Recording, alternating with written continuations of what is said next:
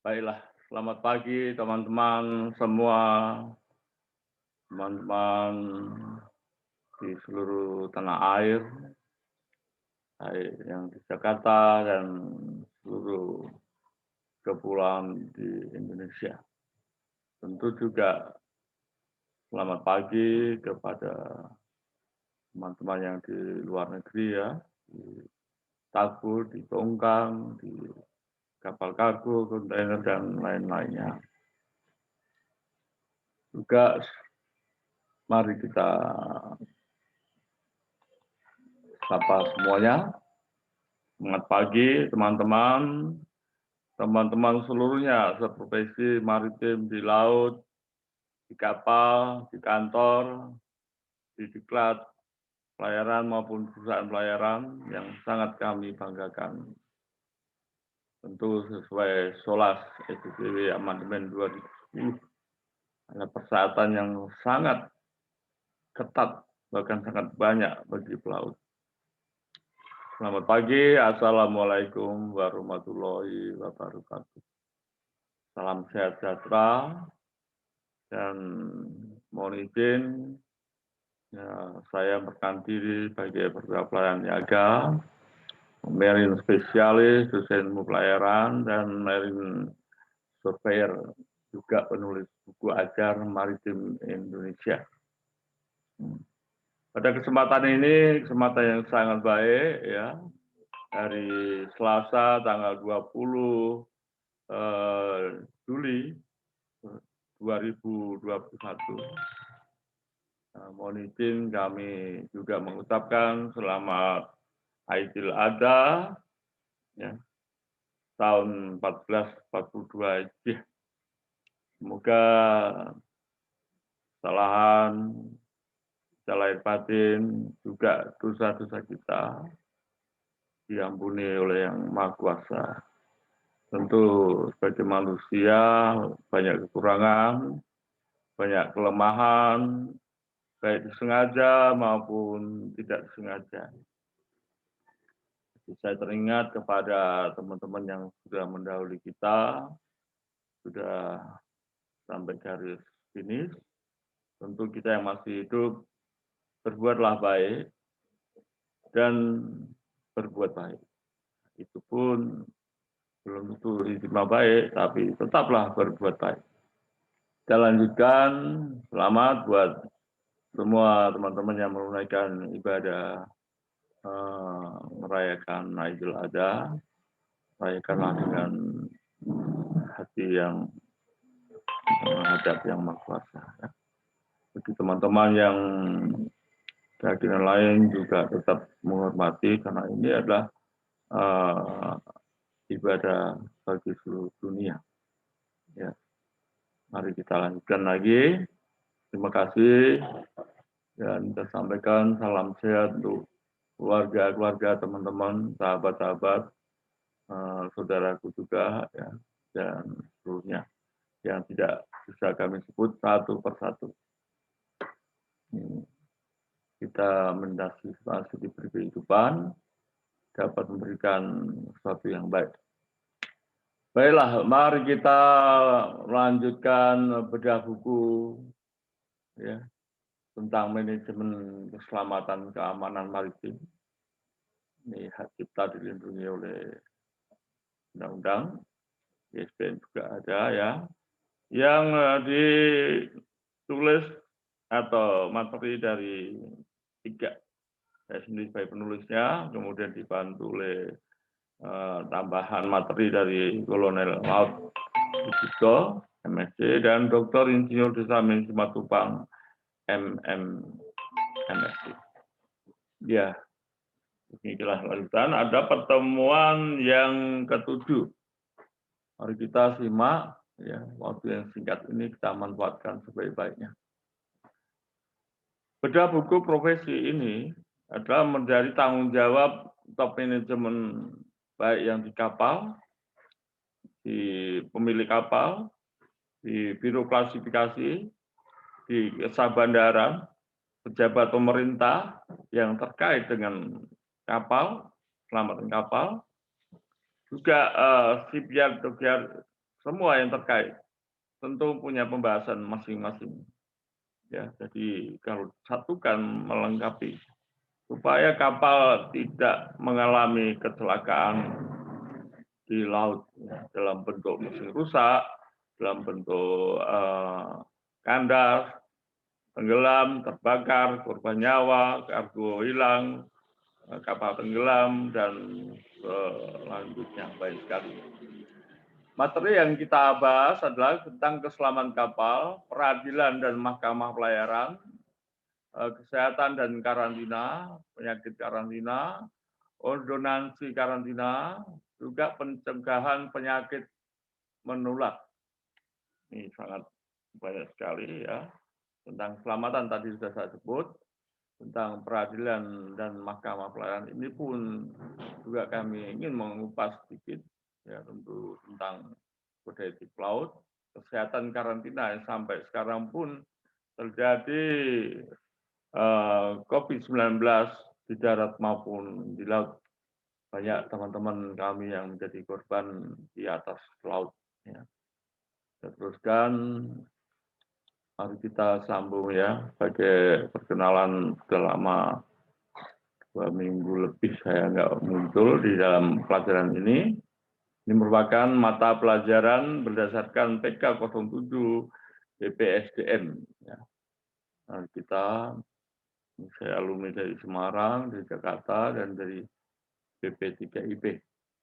Ya, untuk yang sudah mengikuti bab 1 atau chapter 1 sudah mengenal saya ya.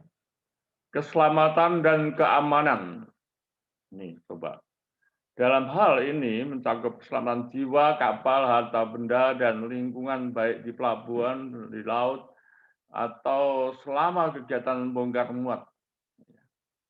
Ini prinsip ya, atau ini dalil yang disebut keselamatan dan keamanan. Untuk menjamin terlaksana keselamatan dan keamanan, maka pemerintah membuat ketentuan minimal yang harus dipenuhi oleh kapal dan undang-undang, tentu ditambahkan sesuai dengan keadaan kapalnya dan lingkungannya ya, di pelabuhan kecil atau pelabuhan besar. Ya, ini keamanan dan keselamatan terdiri, mari kita pelan-pelan ya, yang penting dapat dipahami.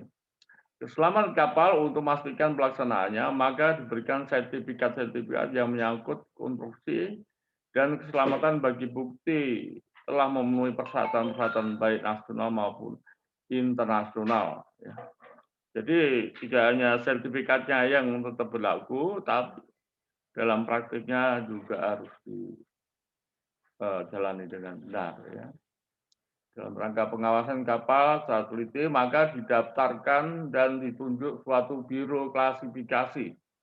Mempertahankan kapal dalam kelasnya dan kapal tidak boleh kurang dari kondisi dari syarat minimum biro klasifikasi.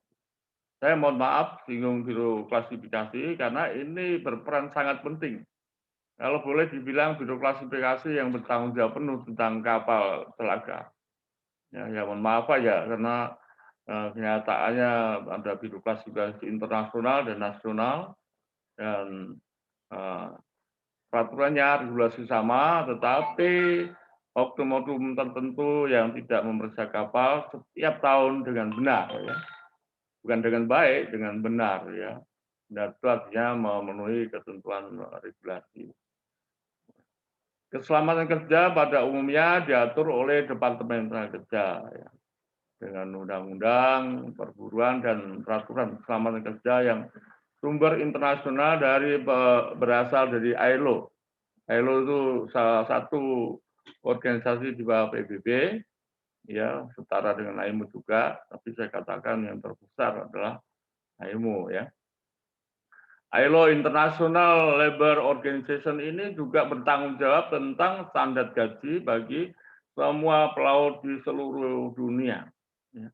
Ada negara yang menjalankan dengan baik, ada yang dengan benar, ada yang tidak menjalankan.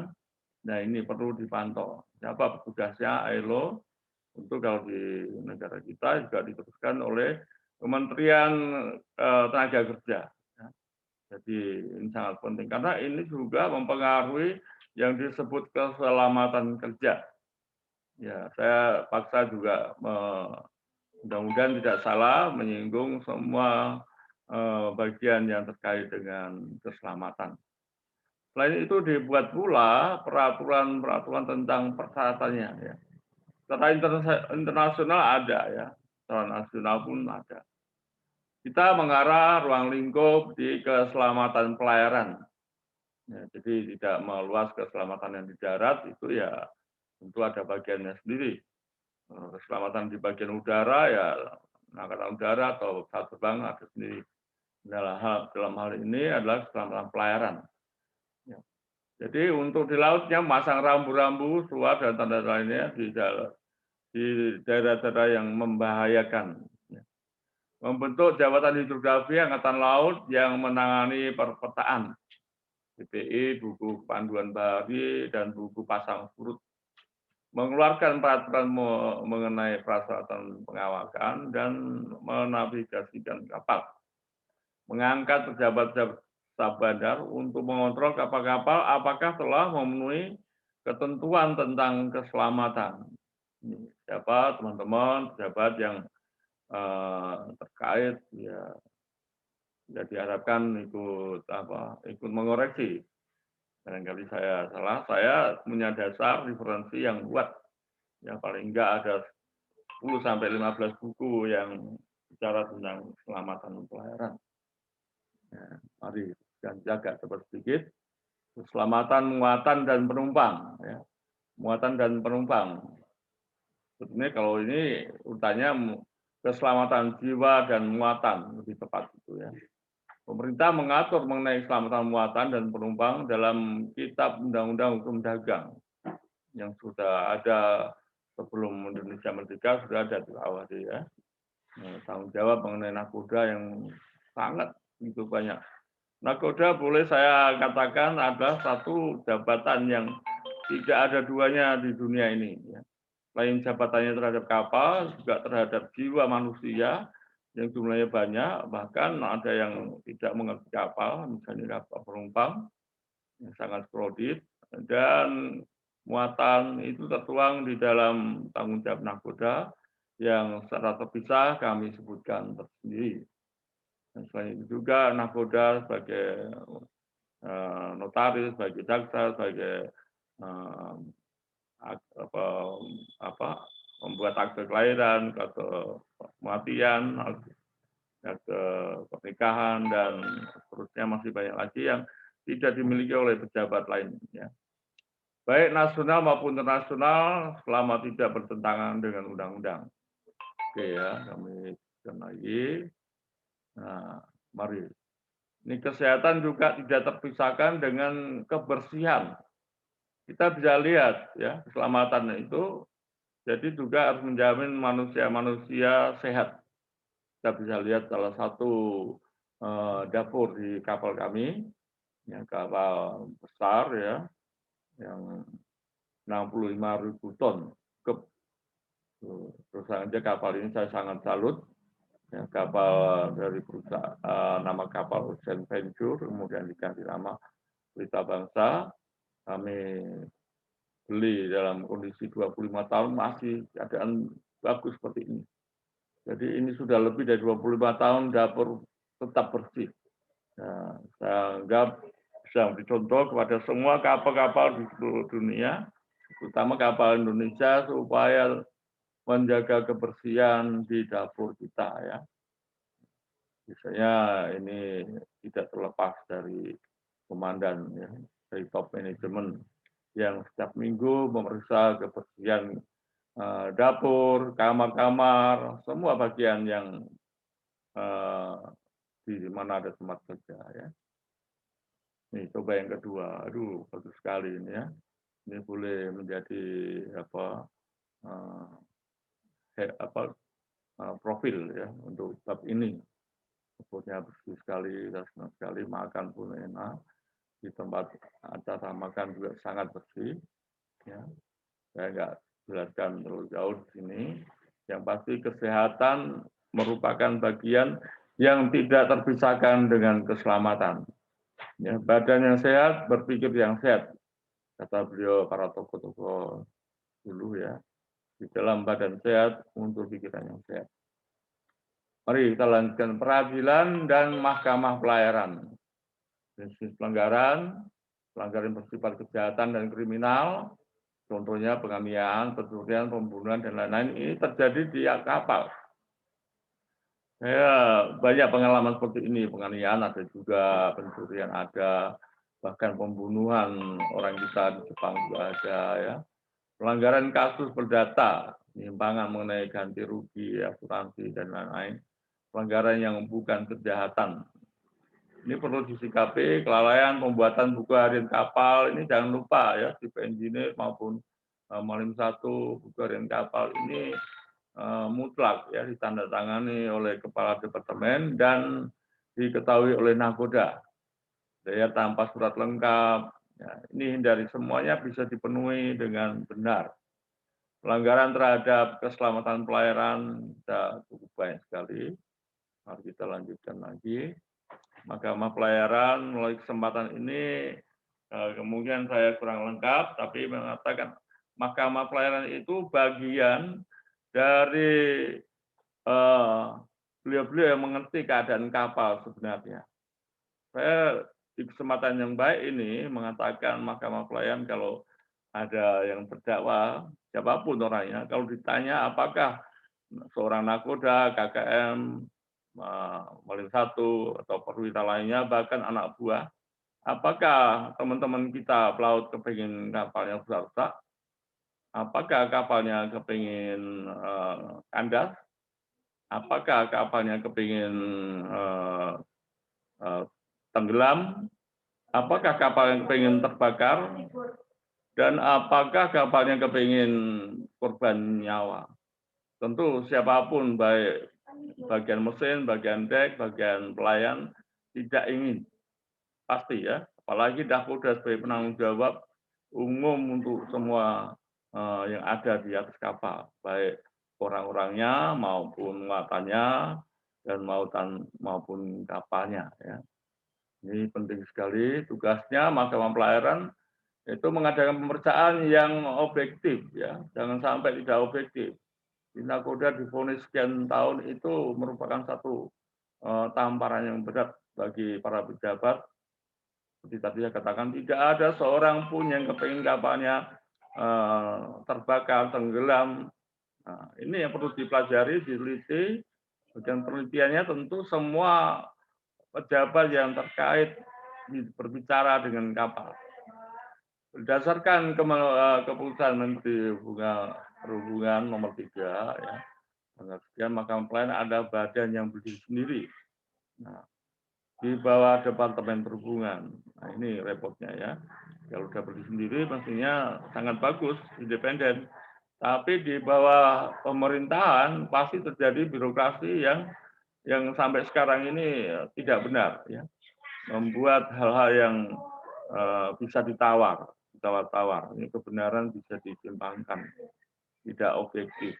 Siapa-siapa yang terkait dengan kapal pasti mempunyai bagian yang tanggung jawab. Mahkamah pelayaran adalah bukan lembaga peradilan, tetapi merupakan suatu lembaga kode etik profesi. Jadi ini bagian seperti LBH ya, bantuan hukum, juga supaya memberikan kejelasan kepada mahkamah hukum yang umum ya, kejaksaan, kepada pengacara, kepada hakim, supaya objektif. Tapi kenyataannya masih banyak terjadi penyimpangan. Nah, kita harapkan dengan hormat Bapak-bapak, para pejabat, mahkamah pelayaran, berdirilah tegak di kaki sendiri ya. Jadi walaupun di bawah pemerintahan sebagai kontrol, tetapi sifatnya adalah independen. Sifatnya adalah menjaga kode etik profesi.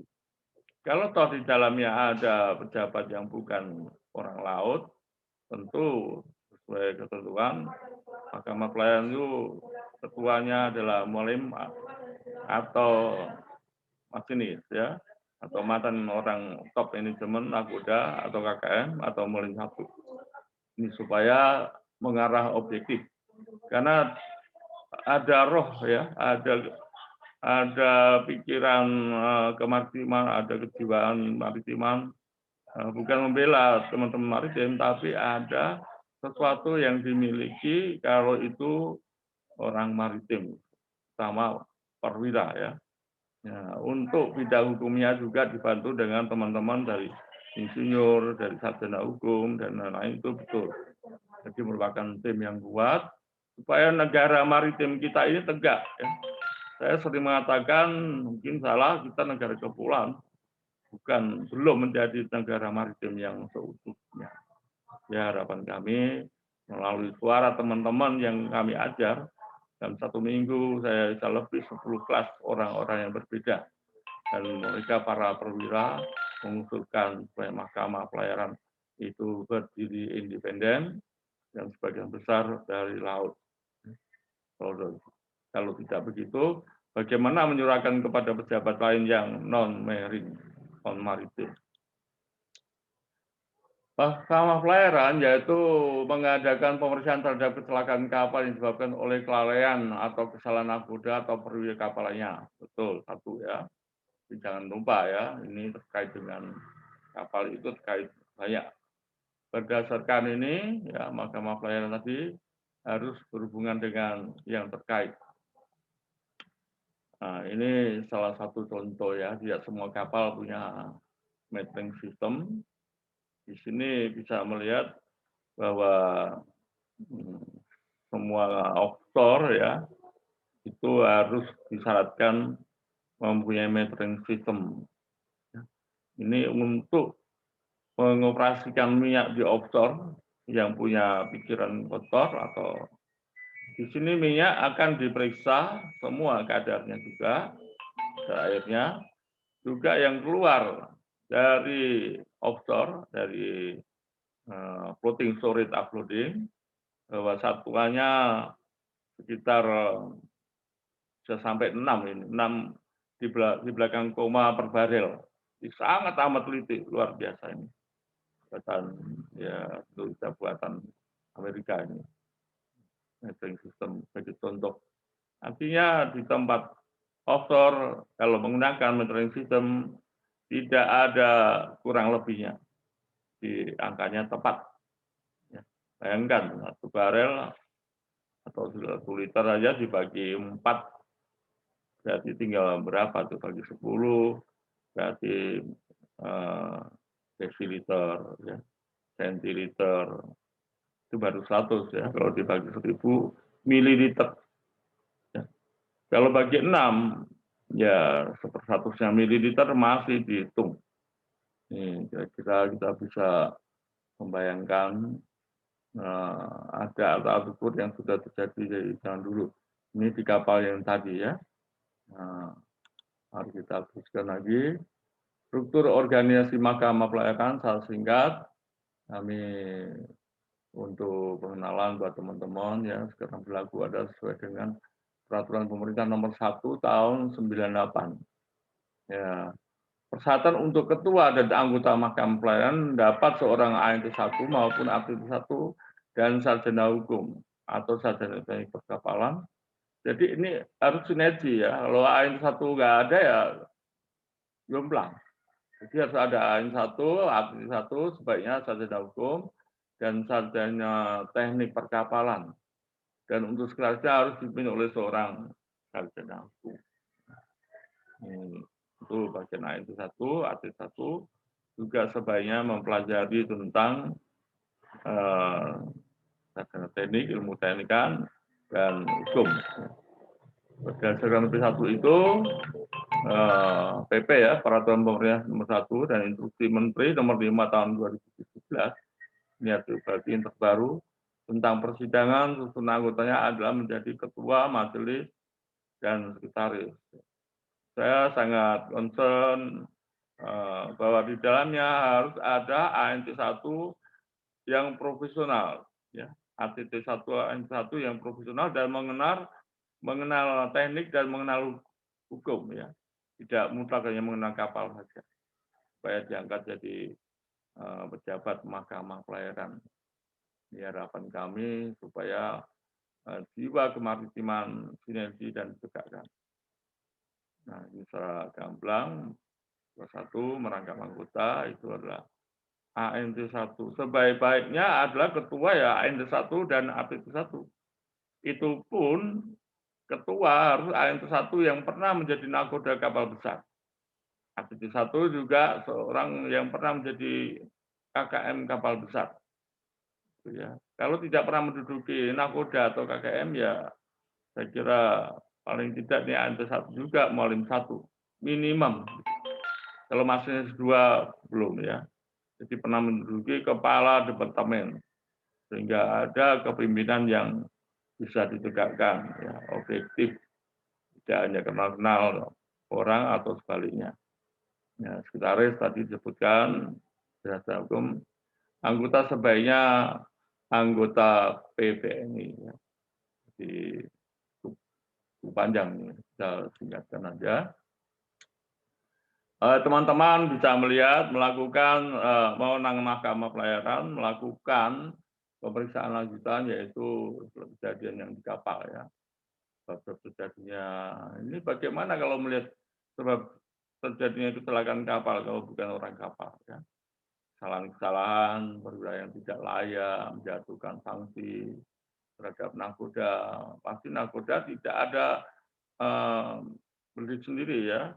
Kalau bapak-bapak atau pejabat pemerintah yang bukan Merin lihat di buku ini maupun buku yang satu lagi yang kita membahas pelajaran Develop Emergency and Damage Control, itu jabatan nakoda sangat luar biasa. Tidak ada jabatan yang seperti nakoda di seluruh dunia ini.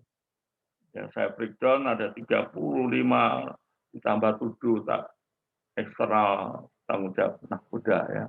Bisa dilihat di buku ini atau buku satu lagi ya, manajemen tentang perawatan kapal bagian nakoda ya. Mari kita lihat wewenang Mahkamah Pelayaran, peringatan, pencabutan, keputusan Mahkamah Pelayaran merupakan keputusan akhir. Nah, ini perlu disikapi. Kalau keputusan Mahkamah Pelayaran akhir ini dikirim ke pengadilan ya sudah kita ya sudah dikatakan sudah final. Keputusan akhir ini yang kurang tepat. Tidak memberi kesempatan LBH pelaut untuk naik banding. Nah ini nanti dasar dari teman-teman yang punya ilmu hukum. Putusan Mahkamah Pelayaran ditujukan ke Dirjen Upla dan Sekjen Upla dengan tembusan ke Pengadilan Negeri dan Kejaksaan Negeri setempat. Artinya terbuka. Ya. Jadi hati-hati, Ketua Mahkamah Pelayaran harus hati-hati ketika memberikan semua data tentang kecelakaan di kapal ya. Tentu ada pertimbangan lagi instansi lain dari KNKT, dari Dirjen Perhubungan Laut sendiri, hak tersangkut karena bukan lembaga peradilan, maka yang istilah terhadap seorang yang disangka bersalah diistilahkan sebagai tersangkut. Dan jangan langsung terdakwa, tidak dipakai istilah tersangka atau terdakwa. Jadi masih butuh pembela ya. Itu seorang tersangkut mempunyai hak mengambil seorang penasehat, tidak disumpah ya, minta penundaan sidang. Nah, diharapkan Ketua Mahkamah tidak mengadili dengan berwenang-wenang ya. Hal ini sangat penting.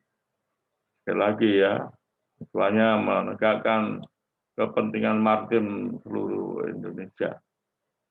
Ini kami tampilkan juga ya yang berkaitan dengan kapal. Ini juga kapal itu menampung produksi minyak dari darat. Ini pengeboran minyak di Jaka, di Morowali sana. Ya walaupun sedikit-sedikit diambil karena produksi minyak di Indonesia sudah makin menurun. Tadi dari negara ekspor menjadi negara impor. Ini yang harus disikapi buat teman-teman, baik yang di bidang perminyakan maupun yang di bidang bukan perminyakan, untuk mengembalikan APBN, ya, anggaran belanja negara, supaya negara kita makin berkembang. Baik, tadi secara singkat, tentu mahkamah buat teman-teman yang minat di bidang mahkamah bisa meneruskan, mencari referensi-referensi tentang buku mahkamah pelayaran dari AIMU, supaya standarnya jelas. Mari kita lihat kesehatan dan karantina. Ya, pengertian karantina yaitu suatu tindakan untuk mencegah tersebar luasnya suatu penyakit atau sesuatu yang diduga penyakit tertentu tercantum dalam peraturan kesehatan internasional, ya, International Health Regulation. Kita bisa melihat di kapal dapat dilakukan isolasi kalau terjadi. Dan pada saat ini ya karena memang musim pandemi, saya dengar salah satu kapal ketika diperiksa status karantina atau periksa dari pejabat kesehatan ada sekitar 13 orang terkena corona. Nah ini karena ruang lingkupnya tertutup dan sering ketemu, terjadi seluruh kapal kena. Di Krukut ada beberapa kapal yang seluruhnya kena. Ya, informasi ini kita nggak sebutkan nama kapalnya atau perusahaannya, tetapi kondisi COVID-19 ini sangat-sangat, nah wabah ini terjadi di seluruh dunia. Di semua pelabuhan bisa membawa atau carrier penyakit Corona 19 ini. Disebutkan dan kesempatan ini supaya diingat. Hari ini tanggal 20 Juli 2021 menjadi peringatan.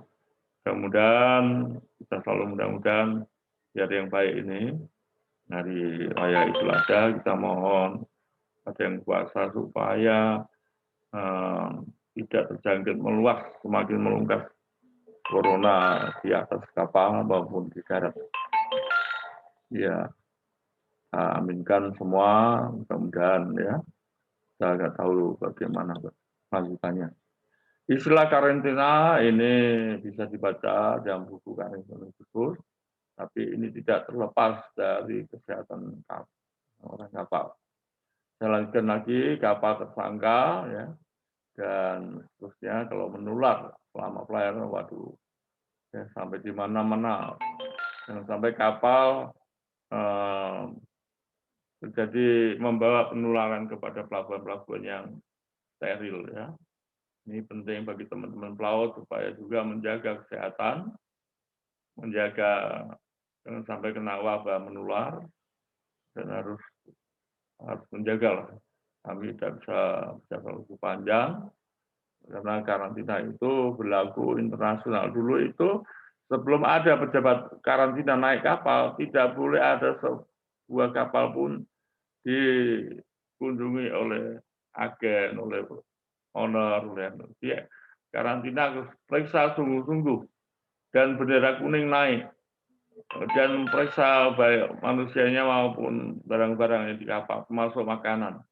Kalau dinyatakan sehat, baru boleh agen naik, ya, owner naik, kelas naik, dan port kontrak pun boleh naik. Nah, ini himbauan supaya ditegakkan kembali pejabat karantina, bendera kuning naik sebelum kapal yang dicurigai dari pelabuhan mana untuk diperiksa sungguh-sungguh ya. Ini kata-kata sungguh-sungguh ini yang sering berat dijalankan oleh para pejabat maupun orang-orang kita sendiri ya. Penyakit yang sangat berbahaya penularannya, kolera, entah karena nyamuk ya. Sering teman-teman kalau dari Papua sana, tapi sekarang udah nggak kedengaran. Nah, penyakit kolera, demam kuning ya, demam kuning yang disebut hepatitis juga bisa meningkat, demam kuning jadi hepatitis, ya. Cacar ya, disentri makanan, ini saya tulis COVID-19 semua menular dan membahayakan ke tubuh manusia dan mengurangi stamina dan mengurangi kualitas kerja sehingga bisa menimbulkan kecelakaan kerja yang disebut keselamatan kerja. Ini mari kita sikapi serius. Tidak ada seorang pun yang kepingin sakit seperti tadi. Tidak ada seorang pun kepingin kapal yang terbakar, membawa korban jiwa dan seterusnya. Ya tentu kebersamaan dari semua pihak yang terkait menjaga ya, tidak seorang sendiri. Nah, contohnya saat ini semua harus protokol kesehatan, pakai masker. Dengan ada satupun masih bandel-bandel ya, kita patuhilah peraturan pemerintah demi keselamatan, kesehatan semua keluarga kita maupun tetangga kita dan masyarakat luas. Ordonansi berlaku untuk semua kapal kecuali atau kurang kapal panduan polisi kapal yang dikarantina hanya boleh dimasuki oleh pejabat karantina ya. Ya tentu ini Sabandar yang setelah karantina menyatakan bendera kuning turun ya, kalau belum nggak boleh naik ini pandu laut, pandu bandar Sabandar tidak boleh naik, kepolisian ya pejabat-pejabat lain tidak boleh naik. Jadi ada aturannya yang sekarang ini agak kendor ya. Kapal masuk pelabuhan santai aja. Pencegahan penyakit karantina, kami tidak memasang berpanjang lebar, tentu setiap individu mempunyai tanggung jawab yang sama tentang menjaga kesehatan. Ya.